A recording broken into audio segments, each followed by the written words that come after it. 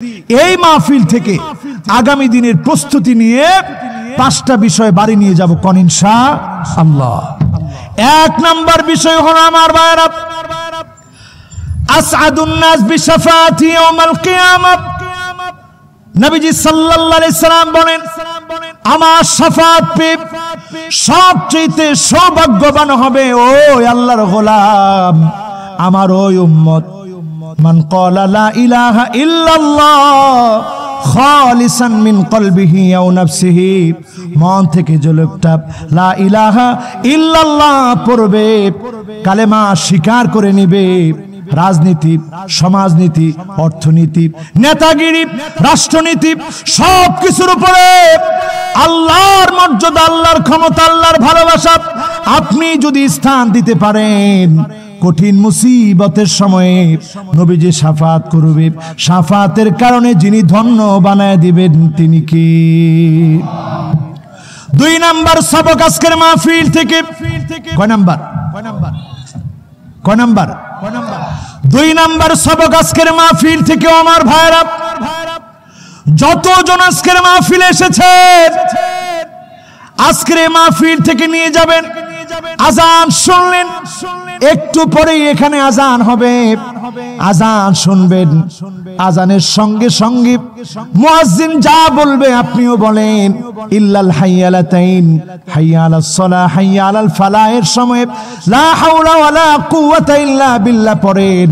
এরপরে আজানের দোয়াটা পড়বেন, আল্লাহুম্মা রাব্বা হাযিহিদ দাওয়াতিত তাম্মা ওয়াস সালাতিল কাইমা آتِ محمدًا الوسيلة والفضيلة وابعثه مقامًا محمودًا الذي وعدته إنك لا تخلف الميعاد। দোয়াটা পড়ে নেবেন আমার ভাইরা। নবীজির জন্য যারা ওসিলার দোয়া করবেন, আল্লাহ নবী বলেন হাল্লাত লাহু শাফাআতি, তার জন্য আমার শাফাত আবশ্যক হয়ে যাবে। নবী যাকে শাফাত করবে, ধন্য বানায়া যিনি জান্নাতি বানায় দিবেন তিনি কি?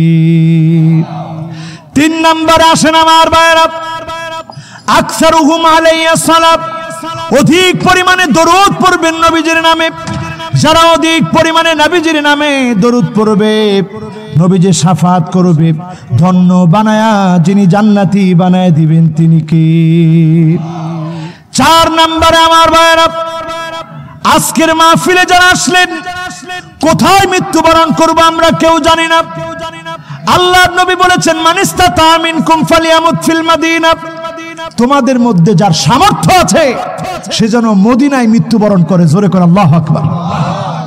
যতবার মদিনায় গিয়েছি এই হাদিসটা আমার চোখের সামনে বেশি উঠছে। আমি আল্লাহর কাছে বলছি, আল্লাহ যদি আমার চলে যাওয়ার সময়টা এখন আপনি নির্ধারণ করেন, তাহলে আল্লাহ মদিনায় আপনি কবুল করে নেন। যদি মদিনায় আপনি মৃত্যুবরণ করেন, নবীজি বলছেন আনা শাহিদুন লাহু, আমি তার জন্য আল্লাহর কাছে সাক্ষী দিব, সুপারিশ করব, বলবো আল্লাহ আমার এই উম্মত আমাকে বড় ভালোবেসেছে, মদিনায় দুনিয়ার শেষ নিঃশ্বাস ত্যাগ করতে চেয়েছে। নবী যদি শাফাত করে, যিনি ধন্য বানায় জান্নাতি বানায় দিবেন তিনি কি? 5 নম্বরে আমার ভাইরা, শেষ কথা আমার, শাফাতি লি আহলিল কাবায়ের মিন উম্মতি, উম্মতের গুনাহগারদের জন্য নবীজি শাফাত করবে। এই শাফাতের কারণে গুনাহগারদেরকে যিনি জান্নাতি বানায় দিবেন তিনি কি? গুনাহগারদের জন্য নবীজি শাফাত করবে। আমরা তো অনেক গুনাহগার, আমাদের জন্য নবীজি শাফাত করবে। আমাদের জন্য যখন নবীজি শাফাত করবে, আমাদের ভাইও চলে আসছে, আমারও কথা শেষ। শাফাআতি লি আহলিল কাবাইর মিন উম্মতি, উম্মতের বড় বড় গুনাহগারদেরকে নবীজি শাফাত করবে। আমরা অনেক বড় গুনাহগার, পুকুরের মধ্যে ডুব দিলে যেমন চারপাশে শুধু পানি আর পানি, চক্ষু বন্ধ করলে শুধু আমাদের গুনাহ আর গুনাহ। এই গুনাহ থেকে যদি আমরা মুক্তি চাই, সার্বক্ষণিক যখনই সময় পাবেন এই জিহ্বাটাকে ইস্তেগফার দিয়ে ভিজিয়ে রাখবেন। জিহ্বাটাকে ইস্তেগফার দিয়ে যারা ভিজিয়ে রাখবে তাদেরকে সেদিন নবীজি সাল্লাল্লাহু আলাইহি সাল্লাম শাফাআত করবে। নবীজির শাফাআতে ধন্য বানায়া আল্লাহ পাক যেন আমাদেরকে জান্নাতি হিসাবে কবুল করেন, পড়েন আমিন।